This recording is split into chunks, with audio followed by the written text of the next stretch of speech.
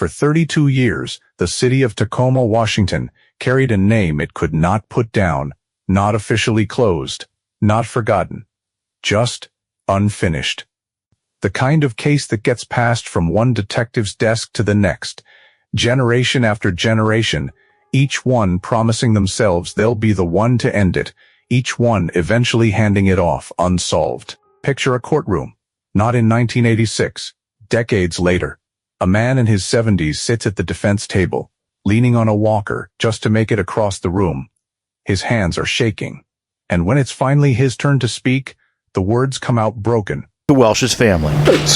I'm so sorry. God knows I'm so sorry. And that doesn't help. I'm just sorry. You are guilty of one of the most malignant and depraved crimes it's ever been this court's obligation to address. Nobody in that courtroom expected him to look like this.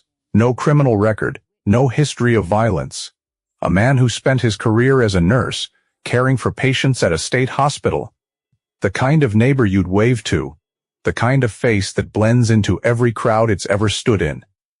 But before any of that, before the badge numbers changed hands 3, 4, 5 times, before the detectives who opened this file in 1986 grew old still chasing it, before DNA science even existed in the form we know it today, there was an ordinary Wednesday afternoon in a city park, and there was a 12-year-old girl who left her house that morning and never came home. This is that story. And I promise you, by the end of it, you'll understand exactly why it took 32 years to tell. This program contains descriptions of violence against a child. Viewer discretion is strongly advised. March 26, 1986. Tacoma, Washington.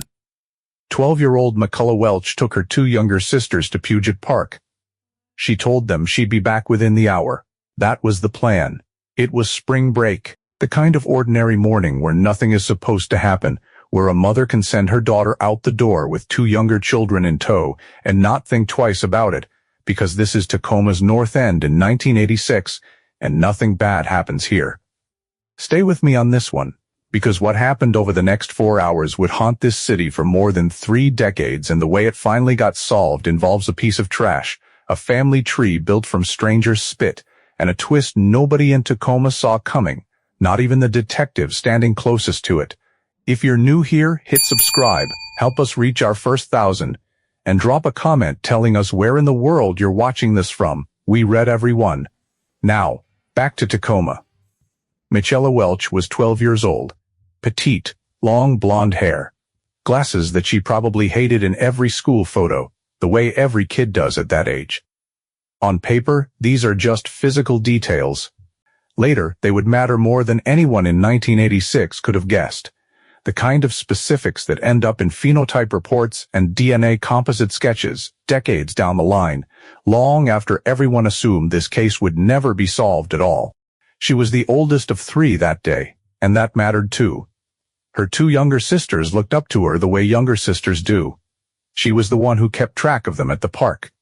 The one who made sure lunch got made on time. The one who could hop on her bike, ride 2 miles home, pack sandwiches for 3 kids, and pedal straight back, because she'd done exactly that 100 times before, and nothing had ever gone wrong. That's the detail that should stop you for a second. Nothing had ever gone wrong. Not once. Not in this neighborhood. Not at this park. Not on this route she rode without a second thought. That was Michelle. Capable. Independent. Reliable enough that a parent could hand her 2 younger siblings and walk away without worry. It was an ordinary Wednesday. A neighborhood park 2 miles from home. Nothing about any of it should have been dangerous. Puget Park sat in Tacoma's North End, the kind of neighborhood green space families used without thinking twice. Kids rode bikes there after school. Parents let them go alone, let them roam, let them disappear into an afternoon, and trusted they'd turn up again by dinner. In 1986, that wasn't naive. That was just what a neighborhood was supposed to feel like. But look closer, and Puget Park had a second face, the one you don't see from the picnic tables. The land dropped away into a gulch, a ravine cutting through dense trees, a 1/4 mile of isolated, overgrown terrain, just a few hundred feet from where children were playing tag and eating lunch in the sun. And near the Proctor Bridge, The ground folded in on itself in a way that killed the sight lines completely. A place where someone could stand perfectly still and watch the entire park below them without a single person ever knowing they were there. A classmate would later tell detectives he saw a man near that bridge that very morning. Just standing, just watching. His attention fixed on the girls playing in the park below. The boy didn't think much of it. Why would he? There was no reason to. He filed it away as nothing, the way you do with a stranger who doesn't do anything except exist somewhere. He would describe that man to police. And no one, not that day, not in the following year, not in the following 3 decades, would ever put a name to him. Here's something else worth sitting with, because it's going to come back later in this story, in a way you won't expect. 5 months from this exact day, another Tacoma girl would vanish from another North End park, barely 2 miles from where we're standing right now. But on this particular Wednesday, nobody in Tacoma had any reason to believe the worst was still ahead of them. As far as anyone knew, this was just one terrible, isolated afternoon. It would take investigators 30 years to fully understand it wasn't. Let's walk through the day itself, hour by hour, because every minute of it matters. 10 o'clock in the morning. Michelle walks her 2 younger sisters into Puget Park. The sun is out, it's spring break. There is absolutely nothing about this moment that looks like the beginning of a tragedy. By 11, she's back on her bike, pedaling home alone to make lunch for the 3 of them. She packs the sandwiches.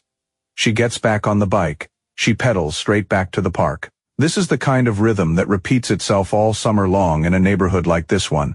Kids moving in and out of parks and yards and each other's houses, and nobody watching the clock, because there's never been a reason to. When she gets back, her sisters aren't where she left them. They've walked to a nearby business to use the restroom.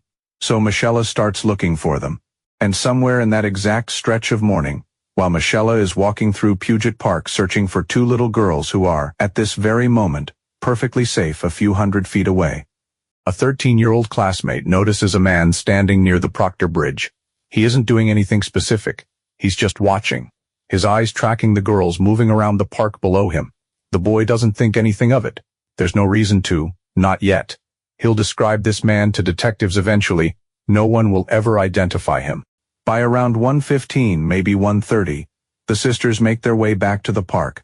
Michelle isn't there, so they wait. They play near the gulch, near a small cave underneath the bridge, killing another half hour the way kids do when they're not yet worried, when nothing has told them yet that they should be. And sometime around 1:30 that afternoon, this is the detail that changes everything. A witness places Michelle talking to a man. He's pointing down a trail, the trail that drops into the gulch. Hold on to that image for a second. A man pointing down a trail into the one part of this park where nobody could see them. By 2 o'clock, the sisters are back at the picnic table. Michelle's bike is there, chained exactly where she left it. Their lunch is sitting in a brown paper bag, untouched, exactly where she set it down. Michelle is gone. They go straight to their babysitter. The babysitter calls the police. And just like that, an ordinary Wednesday afternoon in a neighborhood where nothing ever happens becomes the day Tacoma stopped believing that. The search began within the hour. Officers moved through Puget Park as the afternoon light started to shift, then fade, then disappear entirely. Radios crackling, flashlights sweeping through underbrush. The kind of search that starts with everyone still holding on to hope and ends with almost nobody holding on to it at all. At 11:30 that night, a tracking dog picked up a scent leading into the gulch, a quarter mile from the play area. Past the point where the trees close in and the ground drops away into that isolated stretch nobody could see from the picnic tables. That's where they found her, near a makeshift fire pit, in the kind of dark she should never have had to face alone. Michelle had died from blunt force trauma to the head. Her throat had been cut. There was evidence of sexual assault. I want to pause here, because this is the point in the story where most true crime cases give you a suspect within days. This one didn't. What investigators had was a single description. A man near the bridge, possibly Hispanic, 25 to 35 years old, dark hair, light-colored clothing. That was it. That was the entire physical profile of the person responsible for what happened to Michelle Welch. For the next 3 decades, that description would become the shape everyone in Tacoma searched for, and it would never lead anywhere at all. Tacoma police formed a 6-person task force almost immediately. At the time, it felt like enough. It felt like the kind of resources a case like this deserved. Then, 5 months later, everything got worse. Another North Tacoma Parks, another young girl, 13-year-old Jennifer Bastian, disappeared from Point Defiance Park in a way that felt disturbingly familiar. Sexually assaulted, strangled, left in a place families had trusted completely. Just like Puget Park had once been trusted. The similarities were impossible to ignore. Same age range, same kind of quiet, tree-lined neighborhood park. Same isolated stretch of ground, just far enough from where anyone happened to be watching. Investigators reached the only conclusion that made sense to them at the time. One man, one killer, moving through Tacoma's north end, choosing girls almost interchangeably, striking twice within 5 months, and vanishing both times without a trace. It would take 30 years to prove them wrong. And when that proof finally came, it would upend everything this case had been built around from the very beginning. By the end of 1986 alone, detectives had logged more than 10,000 investigative hours. Thousands of tips poured in and were run down one at a time. Neighbors, co-workers, strangers convinced they'd seen something that mattered. Almost none of it held up. One name, though, kept resurfacing with real weight behind it. David Fisher, a convicted child killer who had murdered 13-year-old Laura Burbank right here in Tacoma back in 1970 and who had escaped from prison in 1974. As far as anyone knew in 1986, he was still out there somewhere. It fit almost too well. A known predator, already proven capable of exactly this kind of crime, loose in the same city where 2 girls had just been killed. When this case aired on Unsolved Mysteries in 1989, Fisher's name resurfaced all over again, and the public latched on to him as the answer everyone had been waiting for. He wasn't. Investigators ruled him out. That left the man from the bridge. Hispanic, 25 to 35, dark hair, light clothing, a description so vague it could have belonged to thousands of men in Tacoma alone. It became the face nobody could ever actually put a name to. The one lead the entire case seemed to hinge on, and the one lead that would never, not once, produce an arrest. And underneath all of it, sat the piece of evidence that should have ended this story years earlier. DNA recovered directly from the crime scene, run against a national database of roughly 11 million convicted offenders. No match, not one. The answer was sitting right there in a lab, and the system built to read it simply couldn't yet. I need you to understand something about this next part, because it's easy to look back at 1986 and assume someone dropped the ball. They didn't. This was never a story about evidence that went missing, or detectives who stopped looking, or a department that gave up. The evidence was there from day one, collected, labeled, sealed, preserved exactly the way it was supposed to be. What didn't exist yet was a way to actually read it. DNA profiling as we understand it today was still years away from becoming a working tool for cases like this one. Detectives had the answers sitting inside a lab drawer in 1986. They simply had no way to open it. And here's a detail that's easy to miss the first time through. But I want you to remember it because it matters more than you'd think. Somewhere in that enormous pile of 1986 tips and dead-end names, there was a phone call. A man rang in with information about Michela's case that same year. He gave his name. He got logged into the file exactly like everyone else who called that summer, with a tip that went nowhere. His name was Robert Washburn. Nobody had any reason to look twice at him. Not then. Not for another 32 years. Hold on to that name. We're coming back to him. The 90s came and went. Then the 2000s arrived, and left too. Detectives who'd worked this case as young officers retired as old ones, having never closed it.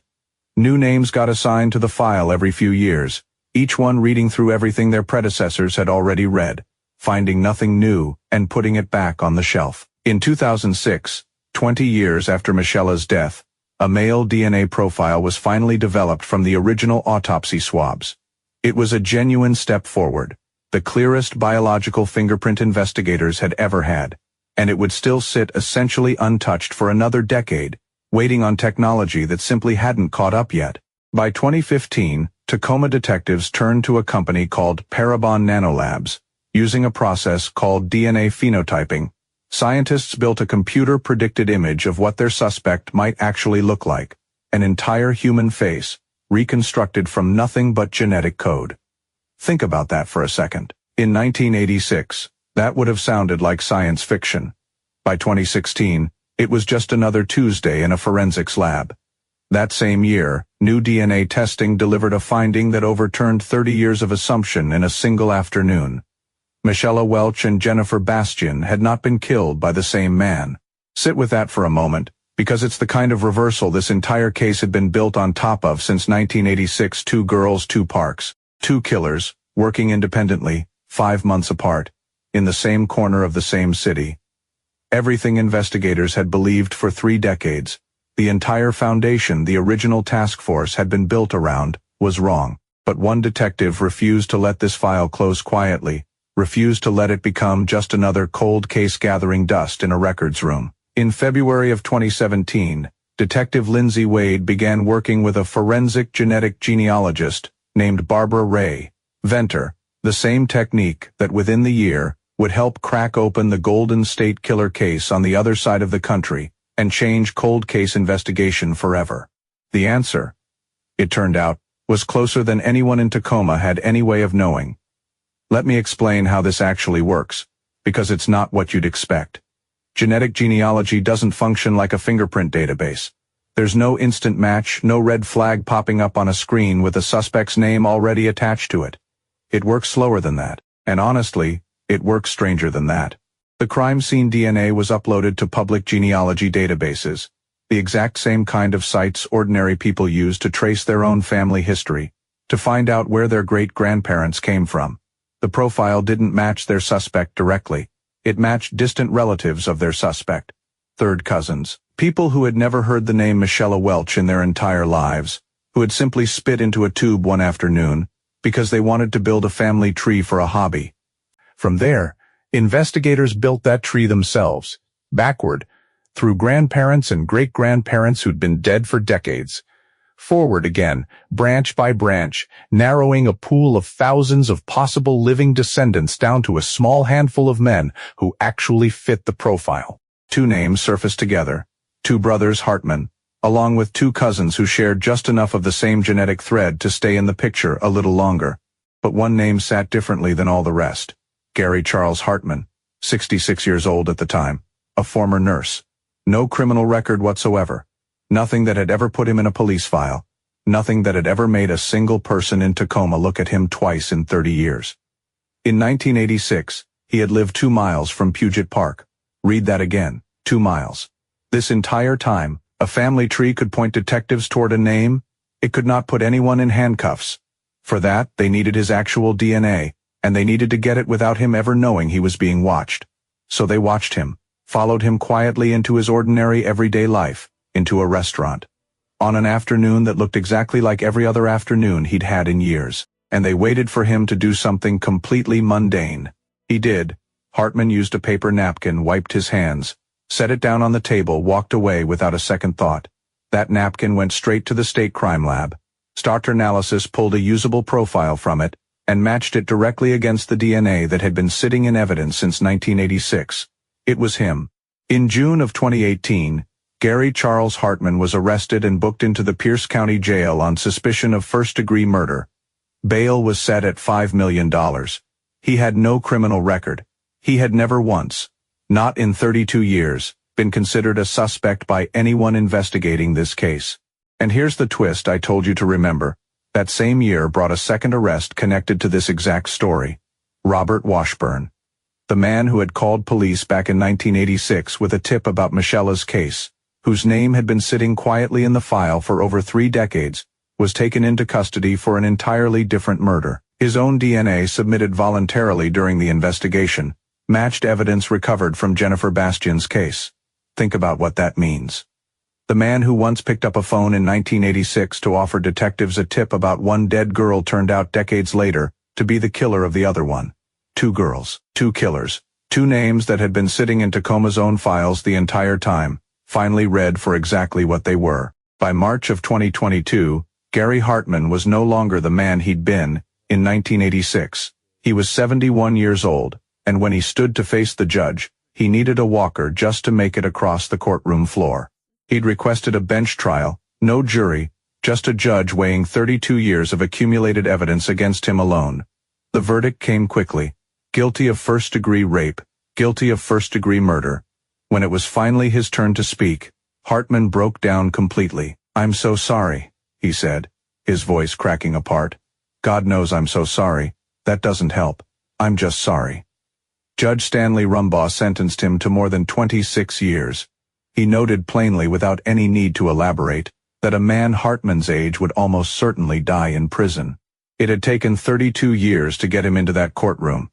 It took the judge less than a minute to make sure he never walked out of one again. 32 years is a long time to wait for an answer to the only question that ever mattered.